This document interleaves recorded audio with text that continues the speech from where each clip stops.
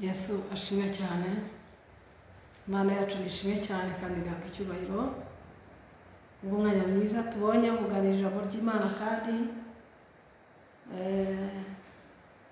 wowe ugira ubuntu bwo kugera kuri iyi channel bihangane umakanya tuganire kandi ufashwe rwose mu izina rya Kristo Yesu.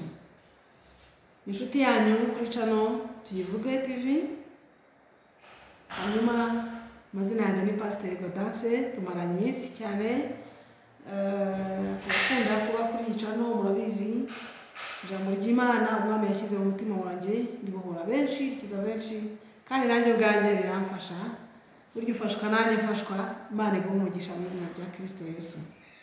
Hanyuma mfasha dusenga Imana maze dusangire ijambo ry'Imana nkuzaniye uko Imana kize ku mutima wanjye.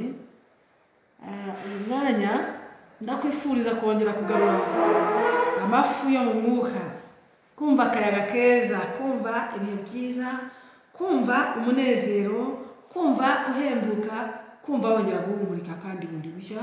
Imana yacu ishimwe cyane. Reka dusenga Imana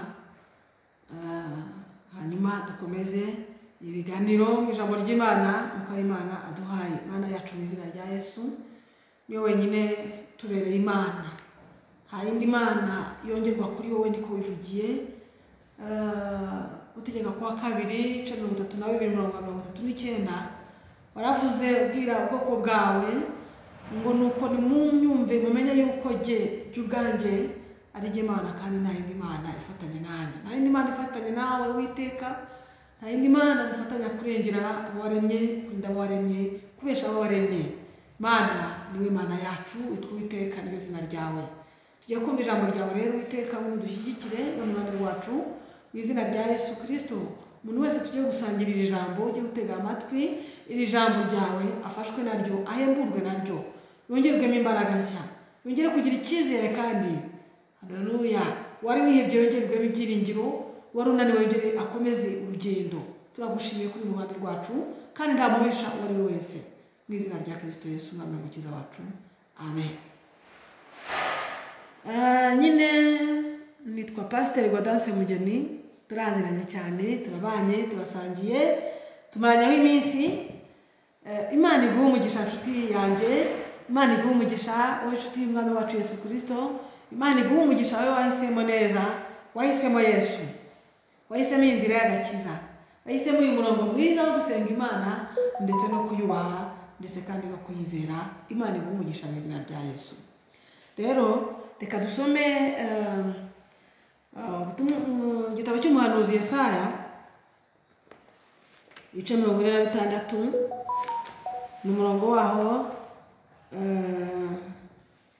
wa 3, turasoma n'uwa 4, hanyuma ufashwe mu izina rya Yesu.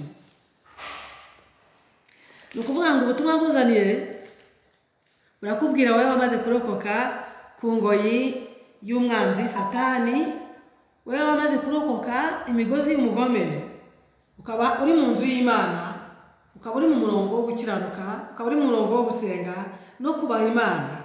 Wowe umwami Imana yakuye mu ngoro za Satani, wowe umwami Imana yakuye hirya iyo muri za karande, wowe umwami Imana yazanye mu rugo rwe ngo ukunde ubeho. Haleluya, ndanezerewe cyane kuko mfite abavandimwe benshi. Burya ndafashwa jewe iyo nsanze hari abantu 30, ntekereza ko urwo rusengero twaganiriyemo ijambo ry'Imana ngo rwicayemo abantu 30. Iyo nsanzeho 200, ntekereza ko urwo rusengero rwicayemo abantu 200. Kandi wowe wakurikira ijambo ry'Imana rifite aho rigukuye nawe rikugejeje. Hari uwigeze ambwira amubuhamya, arambwira ngo yasengeye mu cyigisho cyangwa se mu buhanuzi mwuka Imana yarampaye ngo mbazanire umwana warakira. Yarambwiye ati umwana wanjye banyohereje ku bitaro bikuru, yabuze umwuka, mbura imodokari, giye banyandikiye transferi, banyimye ambulance, banyandikira transferi ngo bari gukorera ikintu kitari cyiza. Barangije mu transferi, asohotse abura moto, abona burije, arangije yibuka ko afite ijambo ry'Imana tunze kuri YouTube, kuri iyi channel ya Tuyivuge. uzahagira hariya nabwirije nambaye ibitenge bya gutukura uvuga gukomera kw'Imana, imbaraga z'Imana. Hanyuma ngo asengera muri ubwo butumwa, asengera umwana we aravuga ngo bwira ijambo Mana, ijambo ndumva ukuntu rikomeye. Umukozi w'Imana yatubwirira uburyo ki ukomeye, yatubwirije uburyo ki wambaye, ngwino unyereke gukomera kwawe nanjye. Asengera muri iryo jambo umwana arakira. Hanyuma yampamagaye mu masaha 9 y'ijoro ashima Imana. Imana ishimwe. Iyo wizeye ijambo ry'Imana by'ukuri ukarikurikirana rikuviramo ubuzima, Imana ishimwe. Hanyuma Yesaya 46 murongo waho wa 3 n'uwa 4 haranditse ngo nimunyumve mwanzu ya Yakobo mwe, namwe abarokotse bo mu nzu ya Isirayeli mwese, abo nahetse mukiri mu nda nkabaterura mukivuka, nkabageza mu zabukuru ndiwe, muzarinda imvi z'uruyenzi nyibaheka, nige waremye nige uzaheka, ni koko nzaheka kandi nzajya nkiza. Amen. Nimunyumve aba mu nzu ya Yakobo mwe, namwe abarokotse bo mu nzu ya Isirayeli mwe mwese, abo nahetse mukiri mu nda abaterura mukivuka, kandi nkabaheka, nzabaheka imvi zirinde ziba uruyenzi, ni koko nzajya mbaheka kandi nzajya nkiza. N'Uwiteka Imana yacu niyo yaduteruye tukiri mu nda, burya yari iduhetse mu mugongo wayo. Tumaze kuvuka iraduterura, iraduhagatira, irangije iraduheka mu mugongo wayo, irivugiye ngo izaduheka imvi zirinde ziba uruyenzi. Cyatumye izindi nda zivamo, icyatumye izindi zipfira, iminda zipfira mu nda, wowe iraguheka, irakurinda, niwapfira mu nda irakurinda,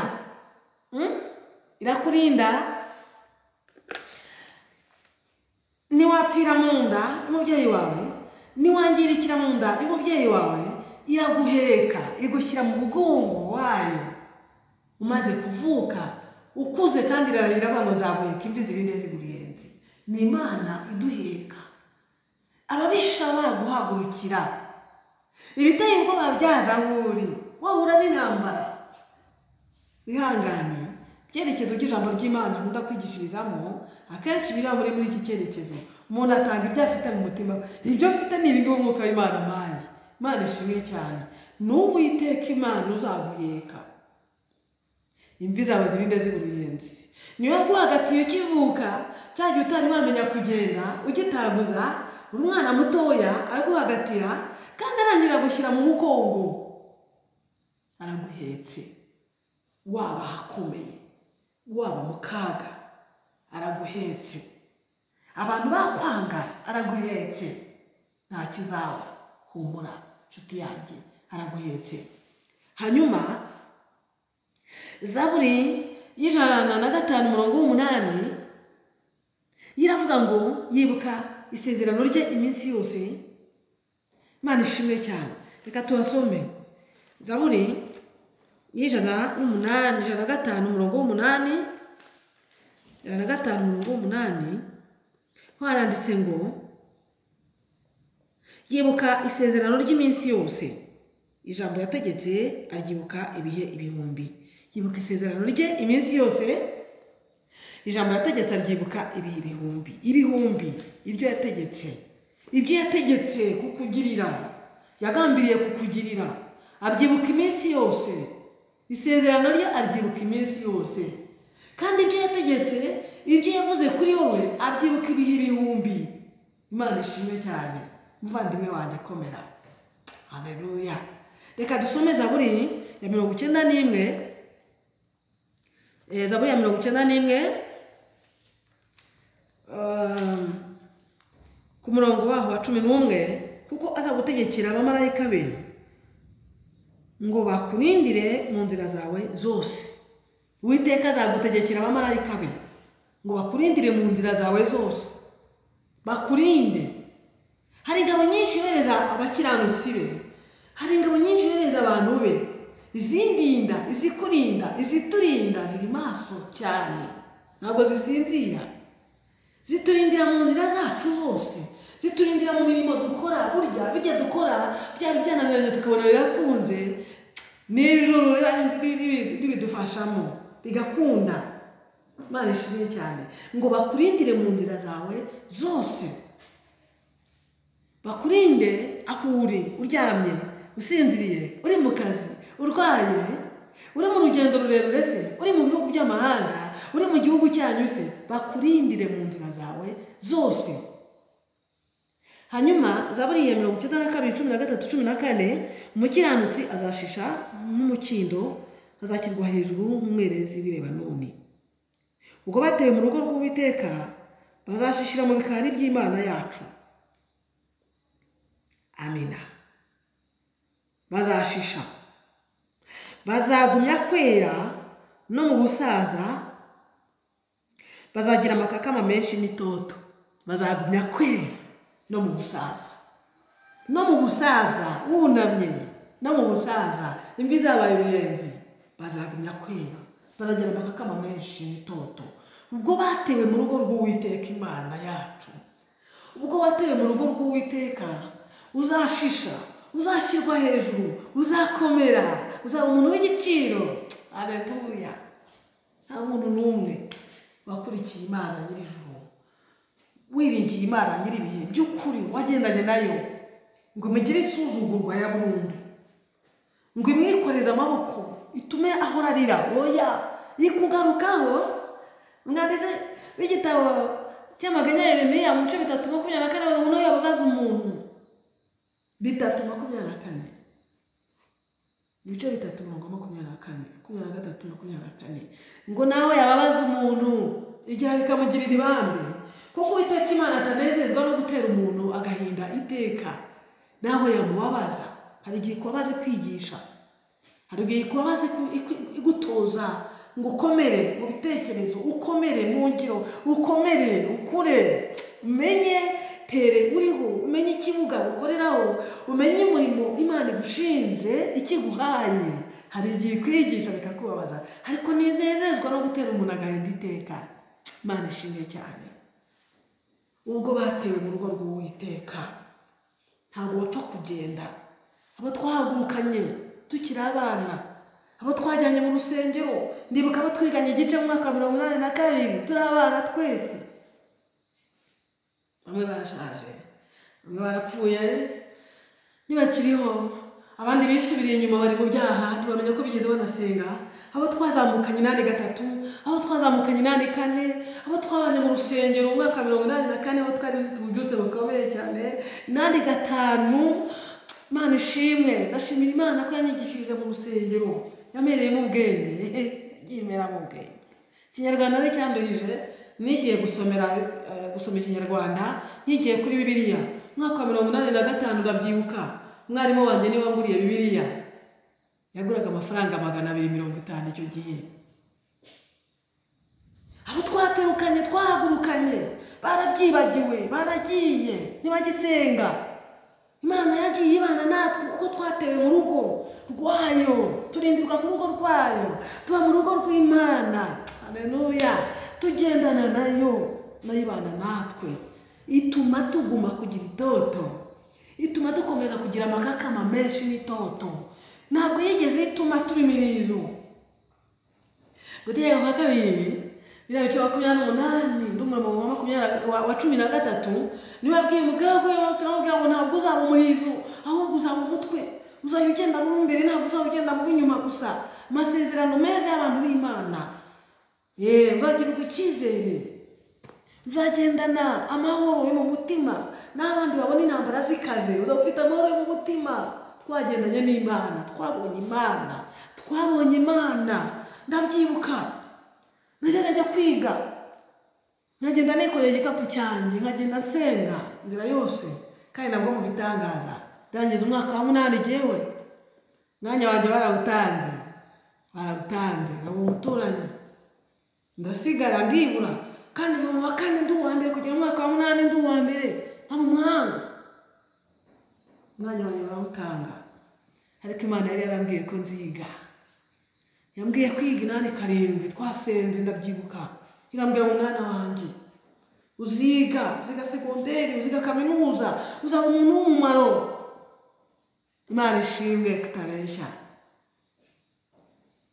Ndaribika umwanya wanjye wamaze kuwutanga, subira gusenga. Imana irambwira ngo ukuri ndirahiye uziga, ndirahiye Uwiteka uziga. Sinzi uko Imana yabigenjeje. Umushumba w'ururembo, icyo bitaga prefecture ya Kibungo, yaratashye. Imana imwiruko ridashira, amenya amakuru koko niwe wanoje umwuga wo kubwiriza ubutumwa bwiza, niwe wanyigishije kwigisha, ku muntu ahagarara yigisha, ku muntu asoma Bibiliya, niwe wanyigishije nkiri muto. Amakuru amugeraho yuko umwanya wanjye wabuze, yajya kunshakira ishuri njya kwiga. Buruse nabonye umwaka wa 87 yasohotse 2014, maze imyaka 27. Kwa hiyo ndangije kwiga nje segonderi nayitangiye muri 91, nyirangiza 2005. Niga mpagarara.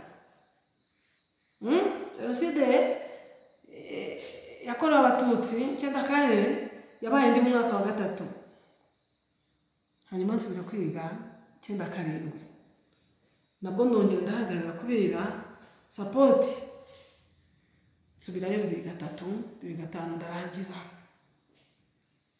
Hanyuma nagiye kwiga kaminuza nize UR 2014 kubw'isezerano ry'Imana. Imana ishimwe cyane. Buruse yanjye yasohoka imaze imyaka 27. Njya kwiga, niga mfite abana, niga mu buzima butoroshye, ariko ndatsinda. Haribyo bita riteke, haribyo bita burya bazo bwose bubamo, ntabwo nigeze ngira n'ubukakure, nsiziminja, ubuzima bukaze, nshonje. Ariko Imana ishimwe.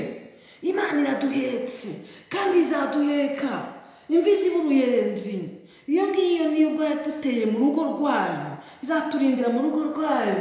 Ntituzaburiramo icyo kurya, ntituzaburiramo icyo kwambara, abana bacu ntibazarwara bwaki.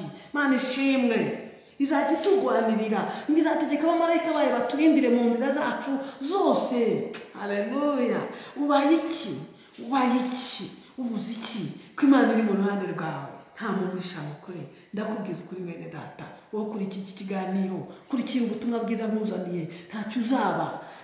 Utewe mu rugo rw'Uwiteka, nubwo batewe mu rugo rw'Uwiteka Imana, bazashyirwa hejuru, bamere nk'umwerezi bireba none, bazera, bagira imbuto, bazagira n'amakakama menshi, bazatoha. Haleluya.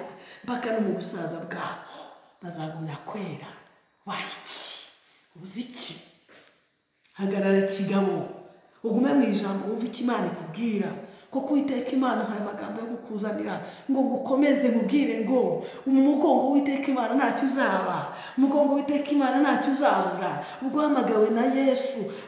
Imana ishimwe. Mwuka w'Imana arakurarika, Imana irakwegera, nijoro ikakuganiriza, ku manywa y'ibanga ikakuganiriza, ubuciko bw'ijoro usinziriye kajya kuganiriza ikaguha amakuru. Ijambo ry'Imana wasoma ukumva riragenda riza, utewe mu rugo rw'Uwiteka. Abasaza benshi bakibwiriza ubutumwa bwiza babwirije bakiri batoya, nuko batewe mu rugo rw'Uwiteka. Abakecuru uyu munsi bakivuga ijambo ry'Imana barahamagawe bakiri batoya, nuko batewe mu rugo rw'Uwiteka Imana. Baraguma bere, bagikiranuka, bagikora ibyiza. Umunsi umwe nigeze maze umukecuru umwe, barimo ubuzima bwahindutse, ukabona umuntu yabaye undi. Ndamubaza ariko kweli bya bindi watwigishaga tukiri bato kweli uracyabyibuka? Suko nicyo kirimo? Ndavuga ngo mwana wanjye ngo nyine ngo byarahindutse, ngo urimo urabireba. Ndamubwira rero ukwiye kubitegeka, ntutakaze umurongo w'Umwami Imana yagushyizemo. Niba uri mu rugo rw'Imana hagume, wikwishinga babinaniwe. Erega rero byananiye, hari abameze nk'abashoje urugendo, akavuga ati twigeze tuganira n'umuntu amaze ko se ibyiringiro byawe bimeze gute, wumva uzajya mu bwami kweli? Avuga ngo niba nzajya mu ijuru simbizi. Harimo mwerutse kumva kandi umwigisha ijambo ry'Imana ngo niba nzajya mu ijuru, niba ntazajyayo simbizi. Niba udafite ibyiringiro ko uzajyayo, ntuzajyayo, ni urubanza wicira nirwo ruhari. Ariko niba ugendana ibanga mu mutima wawe, niba warababariwe, niba warabatuwe, niba ari ibyo wabohotseho. Ijambo ryatubwiye ngo barokotseho umuryango wa Yakobo, nimutege amatwi mwumve. Namwe abarokotseho umuryango wa mu nzu ya Isirayeli, mutege amatwi mwumve. Abo Uwiteka yahetse mukiri mu nda, akabaterura mukivuka, akabaheka, arirahira ngo azabaheka imvi zirinde z'uruyenzi. Niba ufite ibyiringiro, bene ibyo byiringiro, haleluya, bigutere gukomeza gukora neza, bigutere gukomeza kwizera. Imana ishimwe cyane. Ndumva ndimo gufashwa mwene data. Niba waratewe mu rugo rw'Imana, gumamo. Imvi zawe zirinde z'uruyenzi. Abana bawe babimenye, abuzukuru babimenye, abuzukuruza babimenye, n'abazakurikira bavuga ati ariko mama yabikuriyemo, ariko data yabikuriyemo, natwe ibi bintu ko tubona yabikomoyemo umugisha. Ariko ibi bintu kandi ni byiza, ibi bintu bifite ubuzima, ibi bintu biratunga. Mana ishimwe. Ntabwo nari nibagiye kukubwira ngeze mu ishuri ukuntu byagenze. Ntabwo nanabivuga ngo mirangire, ariko reka mubwireho gatoya. Kuko dutewe mu rugo rw'Uwiteka Imana, biranatworohera. Mana ishimwe cyane. Nibuka ngiye kwiga kaminuza, ninabize mu Gifaransa gusa, ngezeyo nsanga baravuga Icyongereza birakaze. Ndavuga ngo Mana ndabigira gute? Nsaba Imana ururimi njya kubisengera. Imana irarumpa. Mana ishimwe. Abo twiganye barabizi. Ukuntu nagendaga mbayorana amanota, narayayoraga njyewe. Imana ishimwe cyane kubera Imana mu rurimi. Ndibuka isomo twize bwa mbere, byaraduteguraga nyine kwigisha profession of teaching method. Hari kuri 20 dukoreyeho badutunguye. Bamwe babona 2 n'igice, abandi babona 3, abandi bakabona 7, njye mbabona na 18 n'igice. Kandi navugaga Icyongereza nabi, naravugaga bagaseka bose. Ariko batangira kubona ko nanjye nshobora kuba ari ikintu nzi. Imana ishimwe cyane. Iyo twagendanye nayo, iyo twakoranye nayo, ibintu byose bigenda neza. Izina ry'Uwiteka Imana rigahabwa icyubahiro. Imana ishimwe. Imana ishimwe mwene data. Hanyuma kaminuza iranyorohera cyane. Abandi barasibira, abandi bahura n'ibibazo bikomeye. Ndi mu munyenga w'Uwiteka Imana data wa twese. Ijambo ryatubwiye ngo azagutegekera abamarayika bayo, bakurindire mu nzira zawe zose, bakurindire mu buzima, muri rwa rubyaro rwawe, mu rugo rwawe, mu kazi ukora, mu mirimo yawe ya buri munsi, bakurinde. Haleluya, bakurinde. Ubaye iki? Kandi Uwiteka Imana ari mu ruhande rwacu. Nakubwiraga ngo komera, humura, Imana y'amahoro iri kumwe natwe. Reka dusenga Imana turashoje. Ukomerere mu Mwami, ukomerere muri Kristo Yesu, ntucogore, ntutakare, ntukemere ko watakara. Ugume mu rugo rw'Uwiteka Imana watewemo, ugumemo. Imana ishimwe. Uzashisha, uzatuha. Komeza ugere no mu busaza. Komeza ugere no mu busaza. Usabe kurangiza neza urugendo rwawe neza, kugeza aho uzasanga abasogokuruza bawe. N'abanyabukuru bashoje neza urugendo, bubaha Imana, bavugira Imana, bakorera Imana. Icyo nicyo ngusabira. Wowe ubwiriza ubutumwa bwiza, komeza. Wowe usenga, komeza. Wowe werekwa, komeza. Wowe komeza. Ugenzura neza ko ukiri mu rugo gusa. Upfa kuba ukiri mu rugo rw'Uwiteka, uzakomeza ushyirwa hejuru. Uzakomeza uzamurwa mu ntera. Uzakomeza uhindurirwa amateka. Nk'uko umwana akurira mu nda ya nyina, agakura akazazamuka, akaba umuntu, akavuka akagaragara, ingingo zose ziriho. Niko ubuzima bwawe bwatangiye, niko ubuzima bwacu bwatangiye. None reba, hari ubuhamya watanga, hari icyo wavuga, ubu hari icyo navuga. Imana ishimwe. Ibi bintu ninjiyemo n'umwana niga gusoma, none mbyaye 7, mfite n'umwuzukuru, ndabona umukuru. Ibi bintu bikindyoheye, ibi bintu bikimbereye byiza, ibi bintu bikimaye ubwiza, ibi bintu bikimaye agaciro. Nawe usaba Imana ibiguhe. Wowe nkurikiye, umbonye, wenda twariganye primaire simbizi, wenda twaraturanye simbizi, ariko ukurikirana amateka yanjye waba uyazi, amateka yanjye arakomeye, harimo byinshi, harimo byinshi, ariko Imana yagendanye natwe, Imana yabanye natwe, Imana yadufashije n'uyu munsi iracyadufasha. Imana ishimwe cyane, Imana ihabwe icyubahiro, Imana ishimwe, kuko ikiduhetse mu mugongo wayo ntabwo yatureka, ntabwo yadusiga, ntabwo yatureka, ntabwo yatwibagirwa, kuko Uwiteka ari Imana yanjye izantabara, nicyo gituma ntamwara. Mu maso yanjye agakomera cyane nk'urutare, kandi sinzakorwa n'isoni, cyane isezerano nawe n'Uwiteka kandi ntirizakuka. Birashoboka yuko umubyeyi yakwibagirwa umwana yabyaye, ntababarire n'uwo yonsa, muri iyi minsi birashoboka, ariko Uwiteka we yarirahiriye Nazareti umuntu yaremye ishusho ye, ariko Uwiteka we yarirahiriye Nazareti umuntu yaremye ishusho ye. Humura mwene data, Imana ntizakwibagirwa, ntabwo yakureka kandi ntizakwibagirwa, ntabwo yakwibagirwa, ntabwo yakureka, ntabwo yagusiga, ntabwo yagusigirira, ntabwo yakwibagirwa ko uri mu mugongo wayo, ntabwo yakwibagirwa ko ari yagukuye mu ivata, ntabwo yakwibagirwa ko ari yaguhagatiye. Niba ukiri mu rugo rw'Uwiteka uzabaho. Imana ishimwe cyane, kandi Imana yacu ihabwa icyubahiro. Ndashoje mugenzi wanjye uyu mugoroba, reka ngusengera Imana yo warutangiye kubivamo, yo warutangiye gucogora, kugira ngo wongere ugaruke. Mana nziza, Mana y'icyubahiro cyose, Uwiteka n'iryo zina ryawe. Reka ngushime kubw'ijambo ryawe duhaye umugoroba, reka ngushime kubwa bene data bakurikiye iki kiganiro, hari abari mu gihugu cy'u Rwanda, abari mu bihugu by'amahanga bakurikiye iri jambo. Haleluya.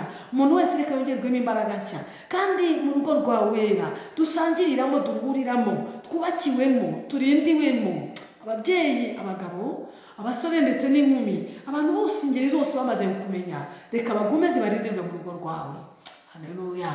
Ntabwo twibagiwe abafite ibibazo, bahuye n'ingorane uyu mugoroba, abafite intambara y'ubuzima, barimo guhura n'ibigoye, Mwami bakomereze mu rugo rwawe, ntibagire icyo baba bari mu nzu z'imbohe, ntibagire icyo baba bari hanze, bari mu buzima bukomeye, barengere kugira ngo babarekayo, barengere babashe kuboneshereza, bave mu birushya babaye bahagazemo ubu ngubu. Mwami umuntu wese abone ubutabazi. Turagushimiye ko iri jambo rizigiye kandi rije gukiza benshi no kubura benshi, mu izina rya Kristo Yesu umwana w'Imana, amen. Imana iguhe umugisha mwene data. Channel yitwa Tuyivuge. Mwuka w'Imana nagushoboza uyitera inkunga, kuko uyu ni umurongo Imana duhaye, nagashane ko kubwiriza ubutumwa bwiza. Uyitera inkunga, wohereza abantu ibi byigisho, aya masomo Umwami Imana batwohereje, wohereza abantu iri jambo bafashwe, ni ukwitera inkunga bikomeye. Kandi mwene data, turagerageza gushyiraho amatelefone kugira ngo ujye uduhamagara. Sinzi, Imana iguhe umugisha wowe ujye ugerageza kunganiriza, ukambwira tugasenga. Imana iguhe umugisha wowe ugerageza gutanga ibitekerezo muri ubu butumwa. Imana iguhe umugisha cyane, kandi ndabakurikira rwose, anyura mu gikari tukaganira, tugasenga Imana rwose. Imana y'amahoro ibahe umugisha mu izina rya Yesu. Tugira umwanya wo gusenga kwa gatandatu nimugoroba, turifuza gushyiraho chaîne iri official kugira ngo n'abari kure tubashe gufatanya amasengesho, hanyuma Umwuka w'Imana agenda abahimbura, asigaye nawe utaha. Imana y'amahoro ibahe umugisha mu izina rya Kristo Yesu.